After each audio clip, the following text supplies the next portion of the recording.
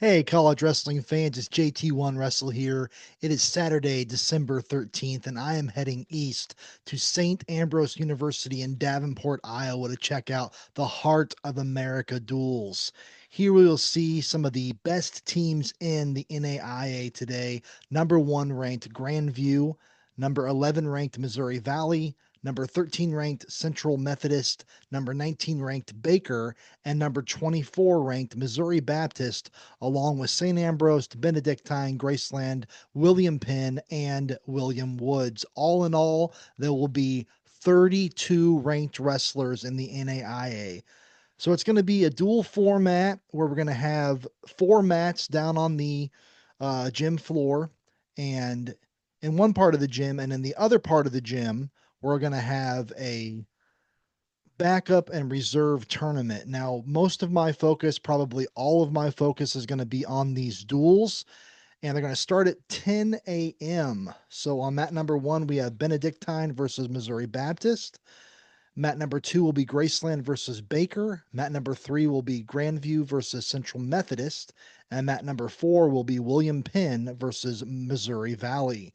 And then at 11:30, mat number one will be Benedictine versus William Woods. Mat number two will be Graceland versus Missouri Valley. Mat number three will be William Penn versus Baker. And mat number four will be St. Ambrose taking on Central Methodist. And then at 1 p.m., we'll have Benedictine versus Central Methodist on mat number one. Mat number two will be Missouri Baptist taking on William Penn. Mat number three will be Grandview taking on William Woods. Mat number four will be St. Ambrose taking on Baker.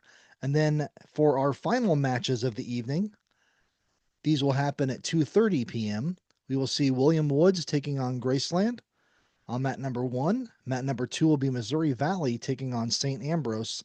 And mat number three will be Grandview taking on Missouri Baptist.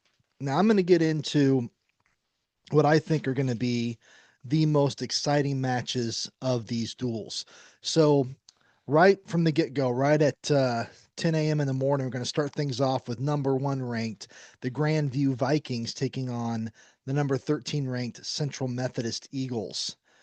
Going to start things off here at 133 pounds. We have number two, Gabe Gonzalez, who was a NAIA national runner-up and also a runner-up in the Heart of America last year. He's going to be taking on Drew Cooper, who is ranked number 15 at the time. He is a transfer from Indian Hills Community College, who placed second in the NJCAA tournament last year.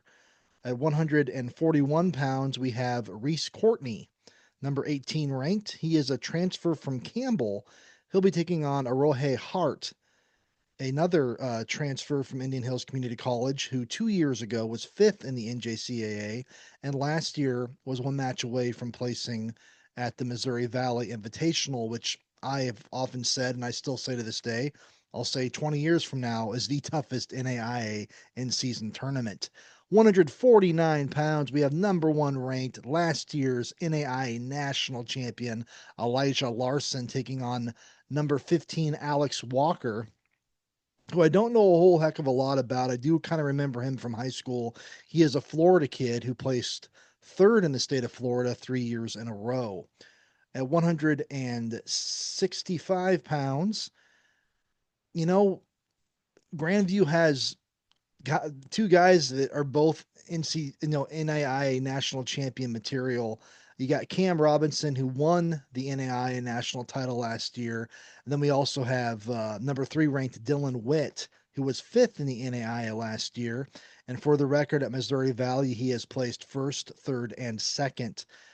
They'll be taking on either one of those guys will be taking on a very talented freshman competing for Central Methodist this year, another Florida native, Eric Hodge. And at 174 pounds, we have number one ranked Chris Ketchum, who has had quite the career so far as a collegiate wrestler. Started off at NASA, where he was a two-time NJCAA All-American with third and second place finishes. He then transferred to St. Thomas, where he won a Missouri Valley Invitational title and finished second in the NAIA. He is now transferred to Grandview for his final season of collegiate eligibility. He'll be taking on Roman Garcia, who was a runner up at the Heart of America last year and has thus far placed fifth and seventh in the NAIA championships. At 197 pounds, I don't know how to pronounce this guy's name. Very few people do. But we know who we're talking about here when we say GK. He's been second and first at the NAIA championships. He'll be taking on Cam Cornman, who I'm not sure if he redshirted last year or what the deal was, but he was an All American, eighth place in the NAIA Nation back in 2024. And then at heavyweight, we have number 9, Shane Cook, a transfer from the now defunct Cleveland State University. He'll be taking on number 1, Austin Foy, the NAIA runner up last year, who is known for putting people on their backs and hitting them. He won 18 matches last season, and 11 of them were via fall. So that's our first match to look forward to. And then also right there at 10 o'clock in the morning, I'm also going to keep an eye on mat number 4 from Missouri Valley, the number 11 ranked team in the NAIA, also ironically known as the Vikings, as they'll be taking on William Penn, the Statesman. And the match here to look forward to, guys, is at 133 pounds. We have Hayden Hernandez, the Heart of America champion last year, who has twice been the round of 12 at the NAIA championships. He'll be taking on number 11, Lane Scorpel, a former wrestler of Iowa Wesleyan, a school that no longer exists. Last year for the Statesman of William Penn, he was also one match away from being an All American. So we got two guys right here that both finished top 12 last year, both wanting to be top 8 this year, going head to head here at the Heart of America duels. After these first set of duels get over with at 11:30, we have our second set of duels. This time, a number 11 Missouri Valley will take on Graceland, and this is a match I'm looking very forward to as well. At 197 pounds, we have number 6 Elijah Hines, a three-time NAIA All-American with finishes of 8th, 5th, and 7th, taking on KJ Fry, who qualified for the NAIA championships last year at heavyweight and has now moved down to 197 pounds. So anxious to see how that match turns out. Also at 11:30, we got number 13 Central Methodist taking on St. Ambrose. And the match here I'm looking very forward to. Going to keep an eye on this one. 141 pounds, Orohe Hart, who I spoke about earlier, is going to be taking on number 12, Giuseppe Gira, who I've said many times and still believe this strongly is one of the best bets for St. Ambrose to finally get their first NAIA All-American.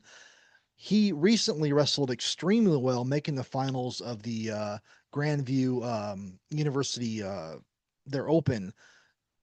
The common denominator here with Aroha Hart and Giuseppe Gira is, of course, Missouri Baptist Daryl Mills. Gira wrestled Mills in one of the most exciting matches in the NAIA, which I've seen anyway this year. Ended up beating him by a point in a very, very close, down to the wire, down to the last second match. And then Mills ended up beating Hart in sudden victory recently. So this match between Gira and Hart is going to be a very, very good match. I look very, very forward to it. Wouldn't be surprised at all if this one didn't come down to the sudden victory or even to the tiebreakers. And then moving on to 1 o'clock. At 1 o'clock, I think the best match during the 1 o'clock duels will be number 19 Baker versus St. Ambrose. And the match that intrigues me here is also going to involve Giuseppe Gira as he takes on Nick Gonzalez, a Wildcat who was round of 12 at last year's Missouri Valley Invitational. So I am using the open mat rankings. They're the rankings I use pretty much in everything I do, D1, D2, D3, NAIA, NJCAA, because I really like the way they do their rankings. I'm a fan of theirs. I know they don't go that high. They only go to the number 20, which bothers some people because they like it when people go all the way to number 33 and stuff. But I like the open mat, so I'm using their rankings. And Nick Gonzalez is not ranked currently in the open mat rankings, but a very, very tough kid and someone that I hope Gira is ready for as much as he is going to be ready for Hart. And then at 2 o'clock, we have the number 1 Grandview Vikings taking on the number 24 Missouri Baptist Spartans. Got some good matches here in our in one of our final duels of the evening.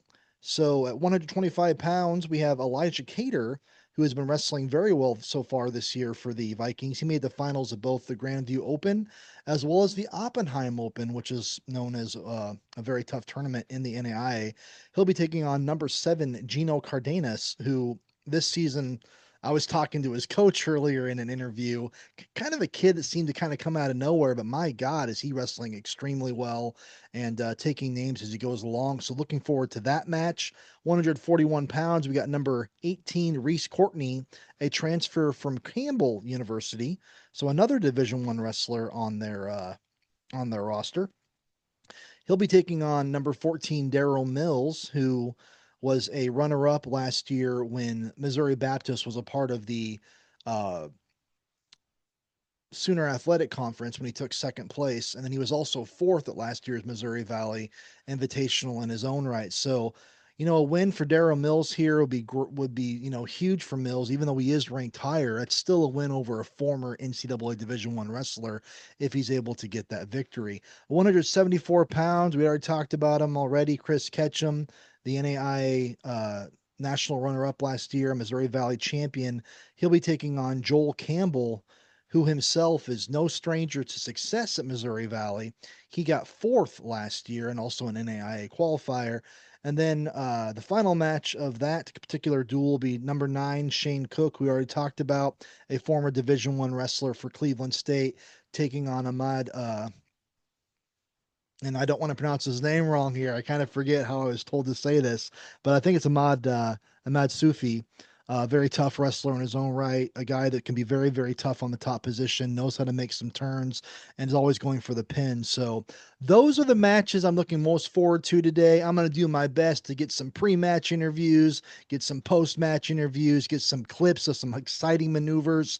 Hopefully I can get some good pictures, so on and so forth. My ADD is already acting up. I can just imagine with 4 matches going all, I'll have my eyes like this the whole time, trying to watch this mat over there and trying to watch this mat over here. So we'll see what happens here, guys. If you're there, feel free to come up to me. Let's talk some wrestling. Anything you want to discuss or anything, I'm always game. If you want to come and buy me a soda or buy me a treat from the concession stand, feel free to do so as well. That part's just a joke. Look forward to some great wrestling. If you have nothing else going on today and you're in the area, there's going to be some phenomenal wrestling today. Like I said before, the Heart of America is one of the toughest. In the opinions of Coach Bettison, a few other people as well, they'll tell you it is the toughest. And if it's not the toughest, it's just the hair, just a teeny weeny, teeny tiny, itty bitty hair below Cascade. So, give me some great wrestling here at the Heart of America Conference Duels. JT1 in the house. Let's get to the action.